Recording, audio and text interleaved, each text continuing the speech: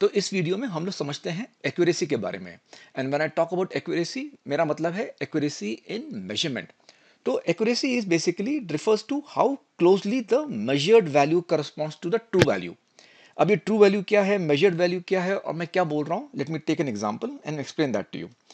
तो मान लीजिए हमने एक एग्जांपल लिया जिसमें कि ये हमारा स्केल है, सेंटीमीटर स्केल।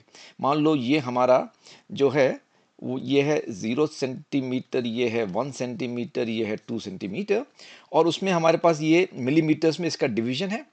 ए भी हमारे पास एक रॉड है जिसकी की जो वैल्यू है हमने मेजर करी है किसी स्टैंडर्ड उससे, एंड वी नो इसका जो एक्चुअल लेंथ है, ट्रू वैल्यू जिस लेंथ की है वो है 1.5 सेंटीमीटर। तो मैं लिखूंगा टीबी मतलब ट्रू वैल्यू, और that is equal to 1.5 centimetre.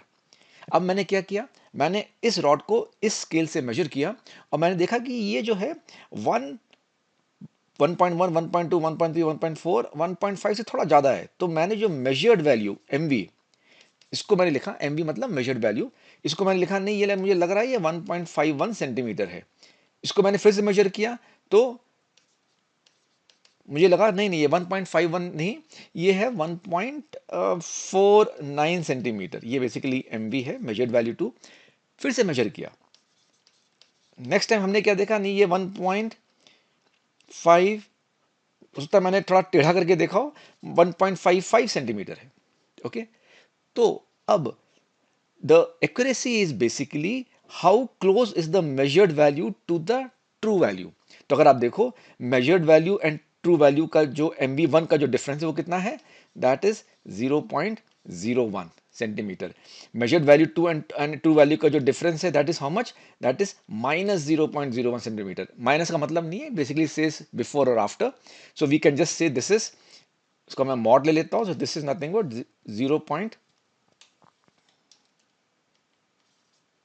This is nothing but 0.01 centimetre. और अगर मैं इसको देखता हूँ MV3 और ट्रू वैल्यू को, तो मैं देखता हूँ this is nothing but 0.05 centimetre, the difference. तो अगर आप देखो measured value 1 or 2 are more or less same in terms of accuracy, both are near 1.5 centimeter, but as compared to that measured value 3 जो है वो थोड़ा ज़्यादा दूर है from the true value। तो measured value 3 is less accurate, measured value 1 and measured value 2 are more accurate as compared to measured value 3।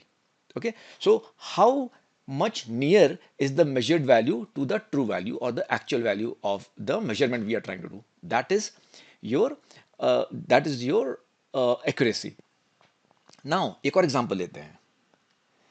In this let's say हमारा कोई जीपीएस सिस्टम है कहीं पे।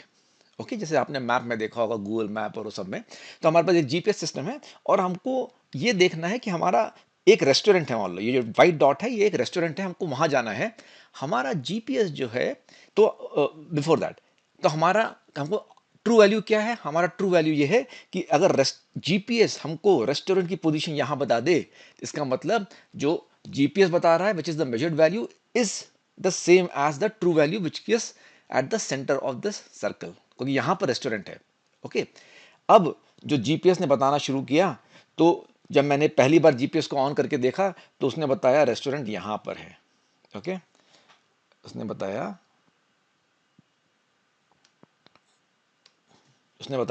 रेस्टोरेंट यहां पर है। फिर से मैंने ऑन किया तो उसने बताया रेस्टोरेंट यहां पर है। फिर से मैंने ऑन किया, उसने बताया रेस्टोरेंट यहां पर है। और थोड़ी देर बाद जब मैंने फिर से उसको उसको चेक किया, उसने मैंने बताया रेस्टोरेंट यहां पर है।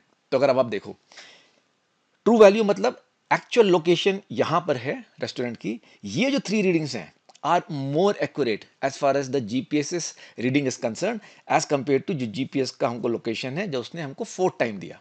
Okay, because the measured value or the output which the GPS is given is here much nearer to the actual position of the restaurant as compared to Yala output जो कि is much further away।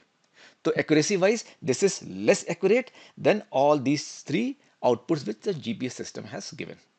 Okay, so I hope you get a sense of accuracy।